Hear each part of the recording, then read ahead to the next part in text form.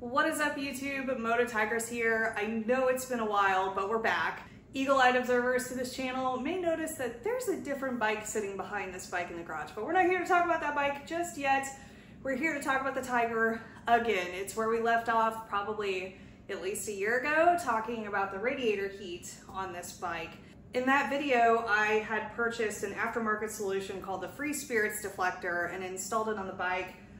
Took it for a spin to see if it really made a difference. Unfortunately, the ride report was that it didn't make a huge difference, and I can tell you, having had them installed for over a year now, they did absolutely nothing, which was a huge disappointment.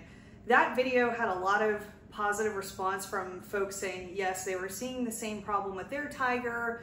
They were looking for other solutions, and one gentleman reached out and said, hey, I think, I might have a better solution for this problem. Jonathan has manufactured his own deflector. So this is it. As you can see, compared to the Free Spirit deflector, just surface area alone, it has a much larger footprint. So I'm, thinking it's probably gonna be more effective just based on that alone, but we'll see. So really cool bit of information about this deflector. It doesn't need any tools to install, so you just basically clip it right in. The Free Spirit deflector required adhesive, and then you had to drill a hole and run a screw and a nut. Not a big installation on that either, but some people don't like putting holes in their bike. I get it. So really neat solution. I'm really excited to try these out. Hopefully I'll have a positive ride report, and then I'll leave a link so you guys can come pick some of these up yourself if you want them. It's gonna be almost 100 degrees today. Plenty hot enough to stress out the Tiger. So let's go ahead and get these installed and then take it for a spin, and we'll see what happens.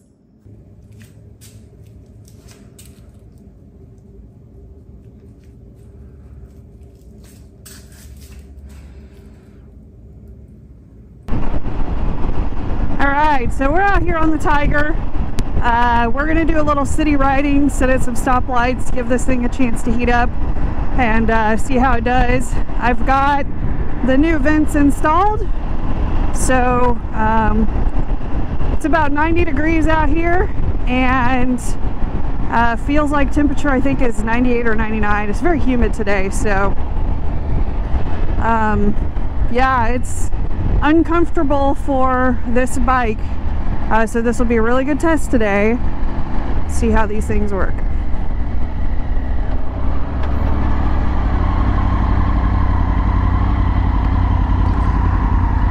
So we're at our first stoplight, and the bike should be heating up pretty fast.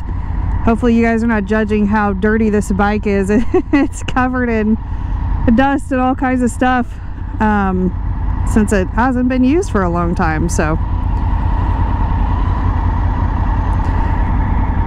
luckily we're getting close to entering Tiger season again in Texas, as I call it, where it becomes actually comfortable to ride the Tiger. So I guess a good wash is in order. Here in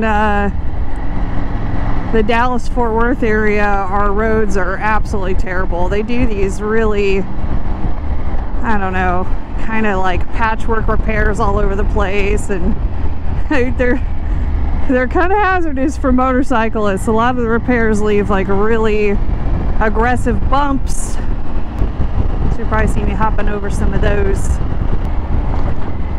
Ooh, it's a good one. Yeah, so I can feel the bike already heating up.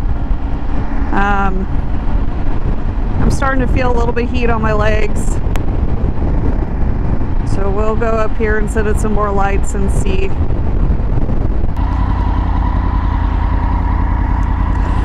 So I was in another light.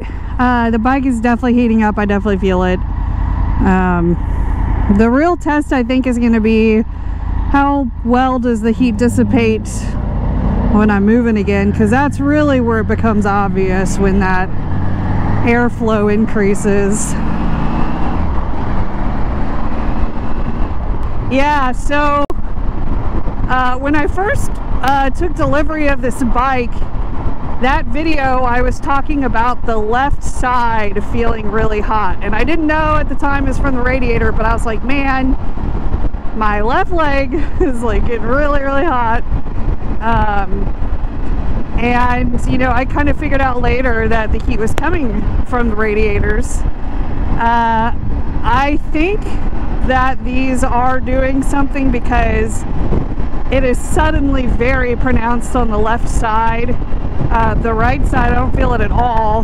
With those other deflectors, I definitely still felt the heat on the right hand side too. Like both my legs would just be cooking. Right now I'm only noticing the heat on the left, and I'm not cooking, so while I notice it, it's not like actually painful, which is definitely what it was before. Having that split radiator design, it definitely seems like they have an issue where the left side runs hotter than the right. I don't think these are a full solution.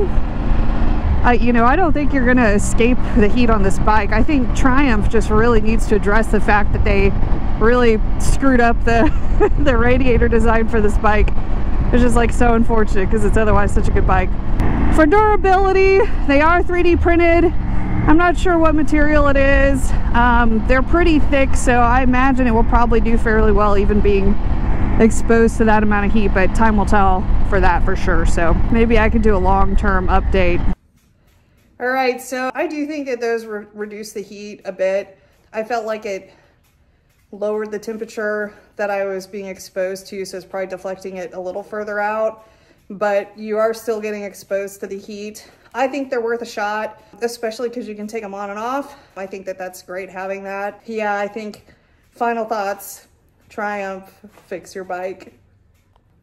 So that's it. That's all I got for this video. Stay tuned if you want to find out more about that little thing. I'll be uploading a video within the next few weeks talking about why that bike is in my garage. So until next time, stay safe out there.